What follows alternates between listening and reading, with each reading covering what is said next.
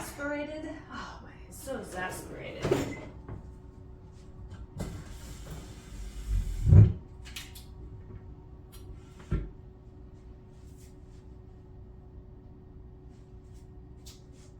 It's weird.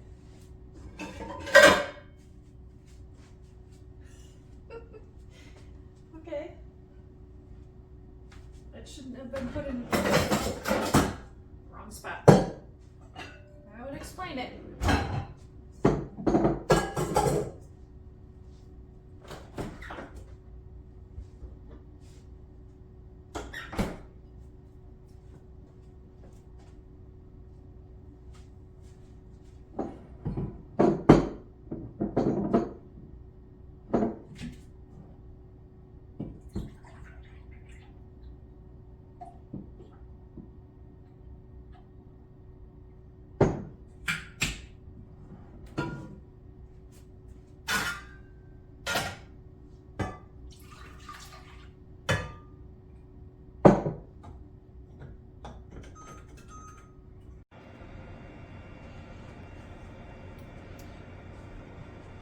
I am literally using the website, which I have the laptop next to me, to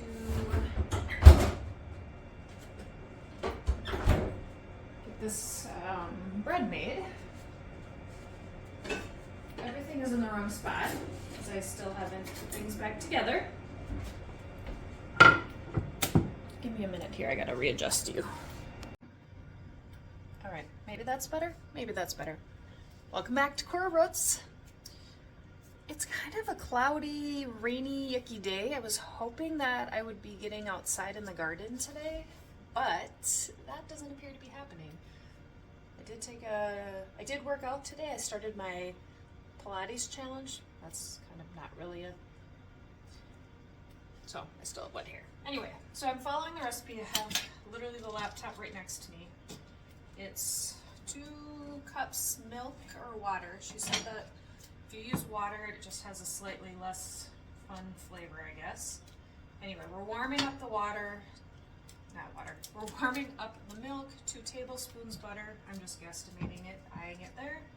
And we don't want it to get hot. We just want to make it warm, so I have it on simmer. I should have my apron on.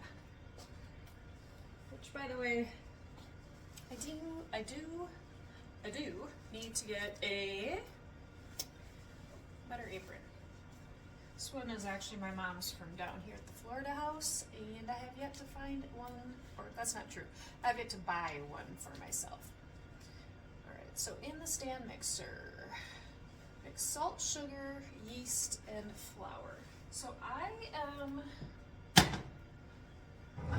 take this recipe actually on yesterday's video, making dinner, because this was the bread that we used for for the cheesy steak sandwiches. Oh, not having my stuff is very annoying.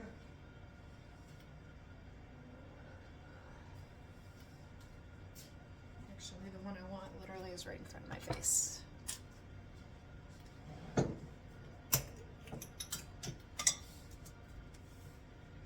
Okay, so we've got 2 tablespoons butter, 2 cups milk. Into the mixer we need 1 teaspoon salt. It says 2 tablespoons sugar. That's to wake up the yeast more than anything.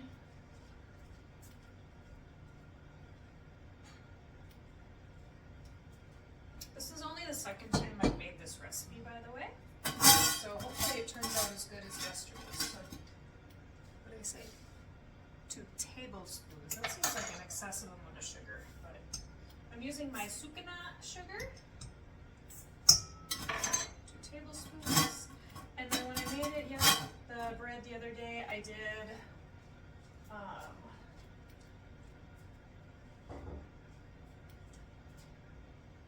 my gosh, I feel like I am very it's over here, discombobulated.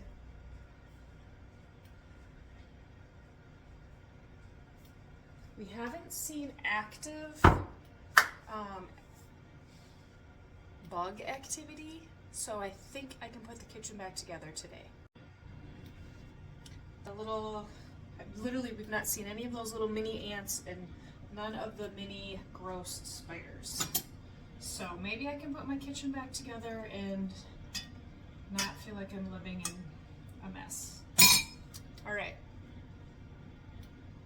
Yeast.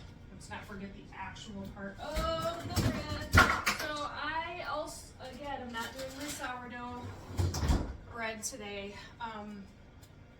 Two reasons actually. One, I again didn't think ahead to needing to make bread yesterday night, so I would have already had it going today.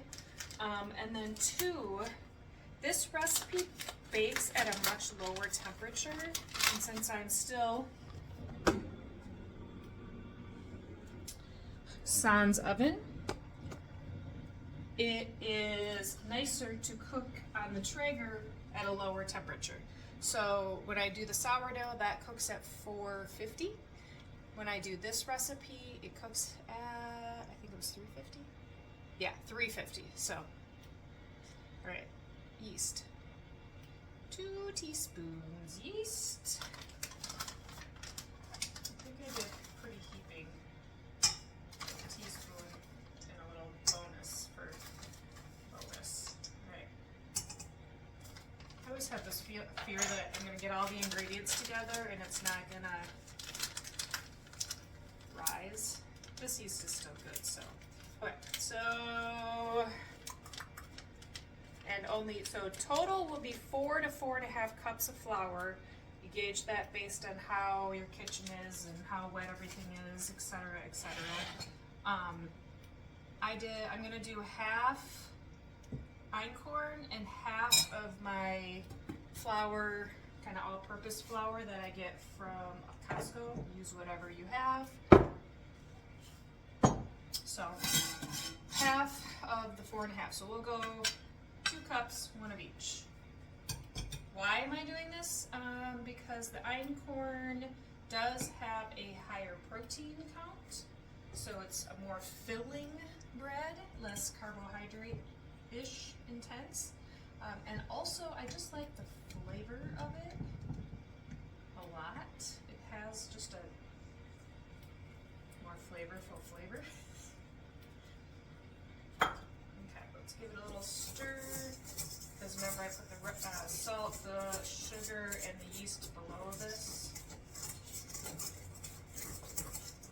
Now you want to be careful when you're warming up that milk that you don't get it too hot, because if it's too hot, it will kill the yeast in here. So basically, we're just warming this milk to get the butter to melt. Alright, just cut that up a little bit more. Bring it closer. So this is it. The flour, 2 cups of flour, plus the salt, plus the yeast, plus that little bit of sugar before we add in the liquid. I think it's helpful when you're able to actually see the flours mixed together. So while it might not be the most exciting, I think it does help to see it, so you know the consistency. Just a little bit longer, I think, on this butter to get it to melt. While we're waiting on that, hold on, let me do one thing. So my mom wanted to see this before she left. It's the things that we're putting our raw milk into. So it's a 1/2 gallon. We have the other one in the fridge. I love it. It's so much cuter in the fridge than having the big plastic milk jugs. And they just fit better. So I got that one back there, and then you can see the, oh, can you see it? The cream line on that. A little bit of an update. So I don't know that I love the gallon size container for my flour. Why? Oops.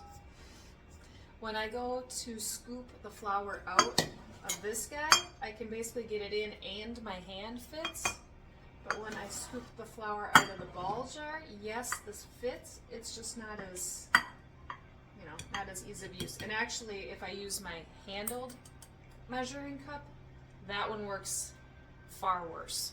So we'll see how long I end up using this. Jury's out on it, I guess I'll say. So let's take a peek at mixing in. Can you see?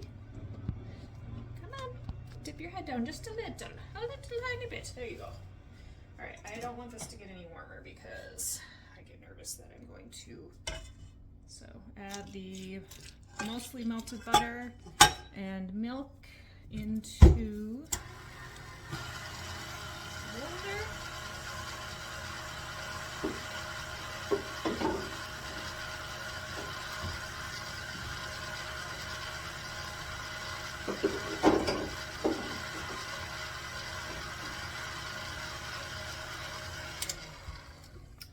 This is going to be extremely liquidy to start with. I actually found that just giving it a stir, because there's so much liquid compared to the flour right now that it just kind of doesn't want to mix as well with the dough. But you probably could start with that paddle hook, but I didn't want to have to dirty another thing. The other thing, so if you do end up making this, again, it's that venison for dinner. She's got her website has the recipe. I will try to remember to link it again. If I, for some reason, don't remember to link it today, it was in yesterday's video. Anyway, so hers is based on all-purpose flour. Because I'm using einkorn flour, that absorbs liquid a little slower. So your gut will tell you need to add more flour because it's going to seem runny. Don't. Let it sit for about, I don't know, 10 to 15 minutes, and then give it another, sorry, this was after we add the 4 cups total. Let it sit and then start to slowly add in more of your flour, because if you were to just right away assume that you have too much liquid and add the flour right away, you're going to end up with an extremely tough, thick dough that probably won't have the like squishy yumminess that this bread creates, that this recipe I should say creates. So FYI.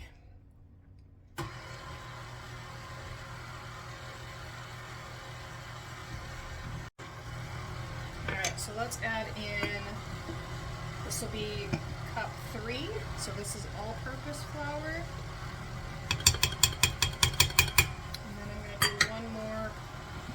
Cupish. I'm used to using recipes with the weights, so I probably am underfilling my cups potentially. Anyway, so we got 4 cups of flour in. Let me put this on a little bit of a faster speed recording, and then I'll show it to you for consistency in a bit.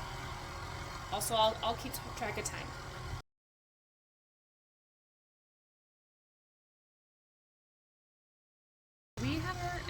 Let's see, 4 minutes maybe total, 5 minutes max, and you can see it's still pretty, the dough breaks, like when I lifted that up, that's like the dough's called breaking, and it looks really runny. What you want is in the end for it to be a dough ball that like pulls and you can stretch it into that window pane. That's not it yet, but like I said, I did add einkorn flour in this one, so I'm going to let it sit for a few minutes. Then we're going to come back, remix it, and then we'll decide where we're at consistency-wise. So, see you in 10 minutes. Except on here, it's going to look instantaneous. It's not actually been a full 10 minutes, it's been approximately 10 minutes. 2 things. 1, somebody's helping us. She must always be underneath me as I cook. Probably because I basically spill every time I cook, and she's well rewarded. And then second, so here's the look of it now. It hasn't really, oops, hi. I'm trying to show you, but it's not working that well. There you go. It hasn't changed that much, but I'm gonna go ahead and continue, oops, too much, too far, to mix it.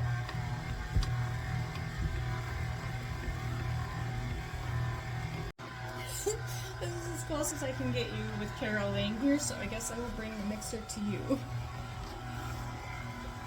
A little bit.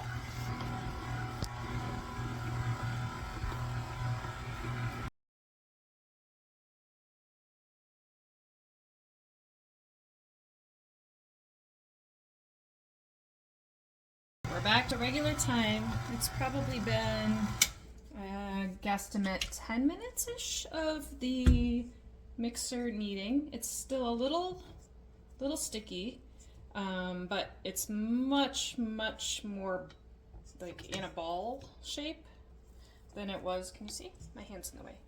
Than it was before. I think it's probably going to need a little bit more time, but here. Compared to like when we first started, when it was that really broken, like now it's starting to do it's still breaking, but it's starting to form that window pane where it stretches really well. Even though in theory you could do this whole thing with the mixer, I actually do think doing a little bit of this stretch and pull at this stage really helps to build up the gluten in the flour. The gluten's what makes it like stretchy and not break. And at this point I still have not added more than the original initial, that 4 cups of flour. I've not added one single bit. I think maybe at some point I might need to here, but I'm kind of hesitant to do a ton because I think it's building up nice and it's not sticking to the inside of the bowl.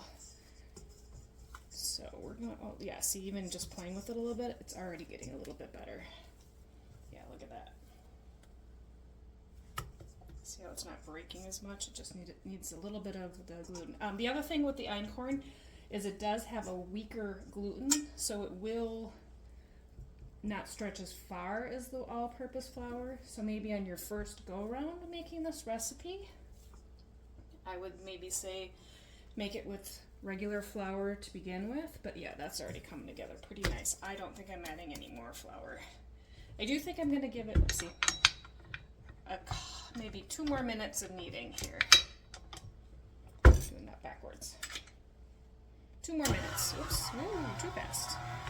I'm on number 1 on my KitchenAid mixer, if you were wondering. So, yeah, you can see in there. It ever so slightly is sticking at the bottom. So I could maybe add a little bit more flour, but since it's not sticking on the sides, see how it's pulling away really nicely?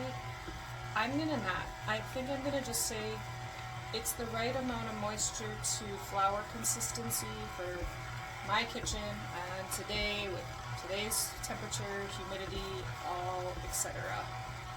Yeah, I'm liking that, how it's just making basically it's cleaning the bowl as it mixes. That's a good sign.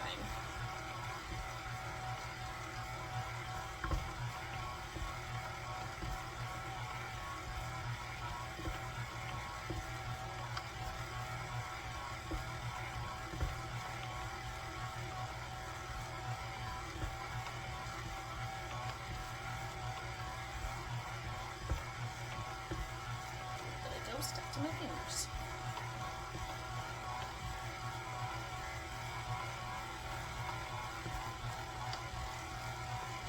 Okay, that was what, maybe a minute more? I don't know. Check the film, check the footage. It's not sticking to my hand a whole heck of a lot. It's basically formed a pretty good dough ball here. And yeah, all right, we're gonna call that good. So the next thing we need to do is cover the bowl so the dough top doesn't get dry, and give it about an hour or less or more. It has to double in size. So like basically we want this to go from, we're at the halfway point to almost touching the top, if not touching the top. Because we've got the active yeast in there versus the sourdough, this should take an hour versus all day.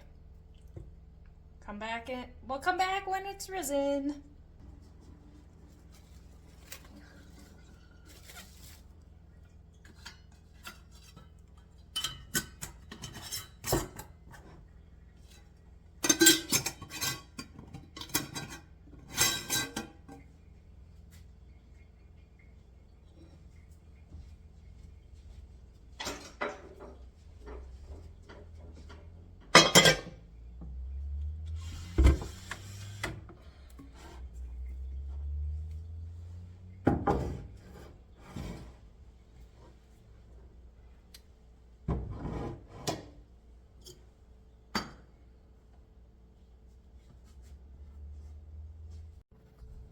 We're back. It's been about an hour, maybe just slightly above. So you can see I have not touched it. The dough has risen to almost the top, which is double as we were wanting it to do. So I've set up kind of a little, I guess, station over here. Hold on. Boop, boop, boop. There you go. I am also trying another new recipe, and that I will share if it works. I'm trying to make homemade fig Newtons, so I've got some figs cooling from being rehydrated. All right, so what we're gonna do is pour, I probably actually need a little bit of flour in here. This is not big enough.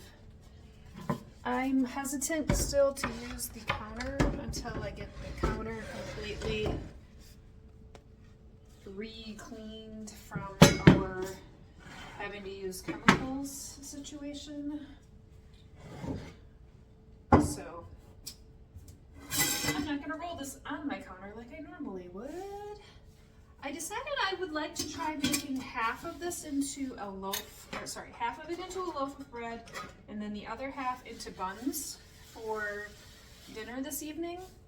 I really hope that it stops raining soon, otherwise I will be out at the Traeger in pouring rain.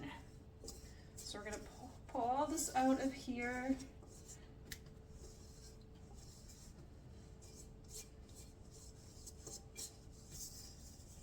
Okay, as good as we can. We're gonna roughly divide this in half. You could take out your kitchen scale if you really wanted to. All right, let's form the bread first. It's a little bit still feeling to me a little falling apart, but this is slightly a different recipe, so it's not going to have quite the same, I don't know, steadfastness. So I roughly put it into a rectangle, which I really didn't do very well, and now I'm going to roll it into a loaf-shaped shape and put that in the loaf pan. So put that in a loaf pan, and then we will cover that up. Actually, I kind of do want to know how much weight I got here. So help me make equal size buns. That's important, simply so that I can cook them evenly. So 500. So we roughly do 100 grams. Do you think I can get it close? 91, 103, one's a little chubby. That one was 130, 106. Okay, 97.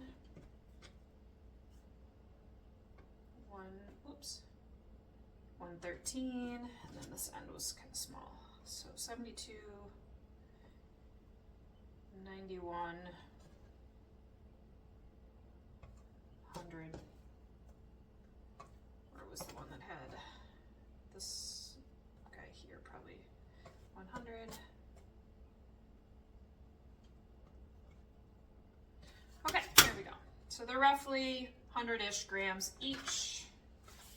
And I'm going to do kind of like you would do for a artisan loaf if you've ever watched people do bread. So I'm going to kind of flatten this out and then kind of fold it onto itself in the middle.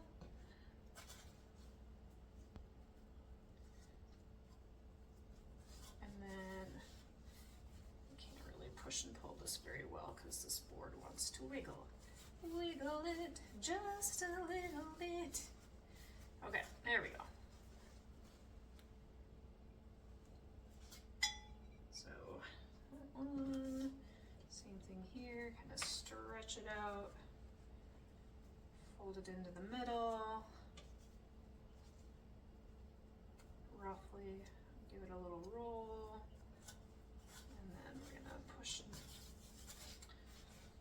pull. I kind of feel like I need a smidgen more A little bit more flour on my board here, we'll see. Okay. Basically, I don't know if you can see that, it's hard. I'll do the next one a little closer. Alright, there you go on that one. And hold on. So this is a kind of like the same material that a Dutch oven is made out of. I've never used it. I actually got it at Goodwill for like $5, and it's a Pampered Chef, never been used cake pie thing. So pretty excited about that. Anyway, I did butter it just a little bit in case it is slightly sticky. I could have probably put parchment paper. Did I show you that well? Probably not. I said I was going to show you it well, and I think I kind of went really fast. Basically, we're pushing and pulling to build a little tension in the top of this cute little dough ball so it maintains its shape. Again, flatten it out, kind of fold it all into the middle.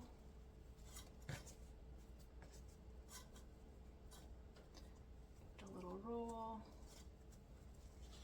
Let's see there, I probably could have had a little bit more flour on the board because it's getting a little bit damp just from the moistness of the dough. So we're giving it a little push pull, push pull, push pull. Build up some tension on that surface. And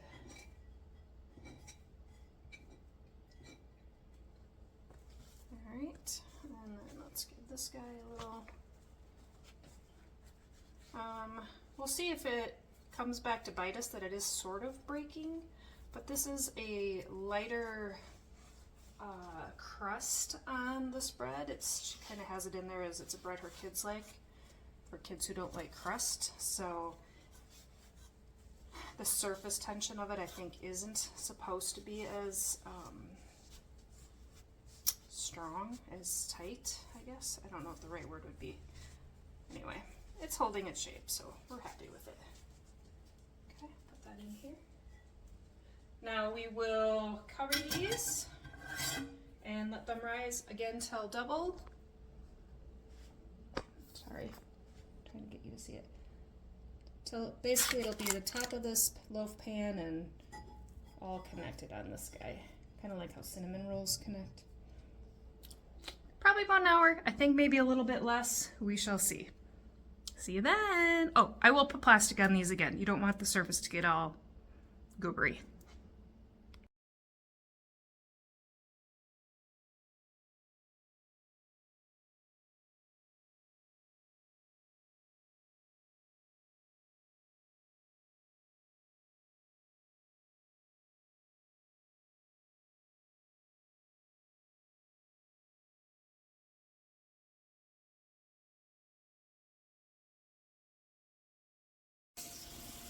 Okay, it has been an hour, probably a little bit more. I'm actually taking more time than probably I would have needed because I was waiting for the Traeger to heat up, since I can't cook this in the oven. But we are at roughly double for the bread, and those look like buns, right? So we're gonna go ahead and get these in the oven, or in my case the Traeger, for about a half an hour, give or take. I think these will take less because they're littler. That will probably take a little bit more than a half an hour. We'll set the timer for like 25 minutes. They're looking good though. So here's my setup when I need to bake bread or bake anything that you would normally put in the oven. I've been trying to do it in my smoker. Yay. The hottest side is on the left.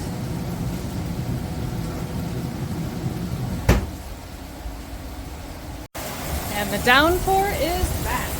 Alright, we should be really good to go on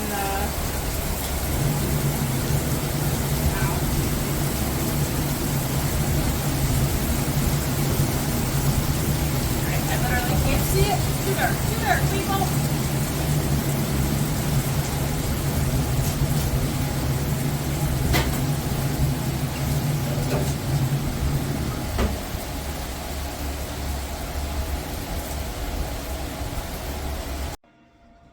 Alright, so according to her directions, you can take some butter, although these won't last that long, on the top of them. We're going to let them sit in this pan for like 10 more minutes, and then we'll pop them out. OMG, they look delicious. Yum.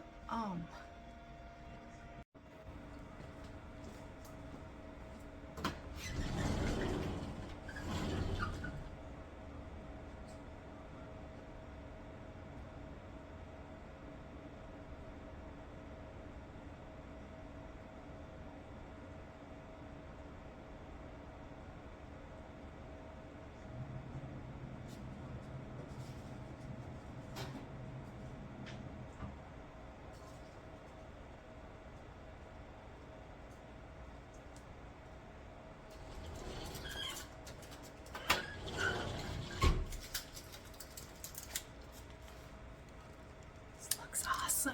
Looks amazing.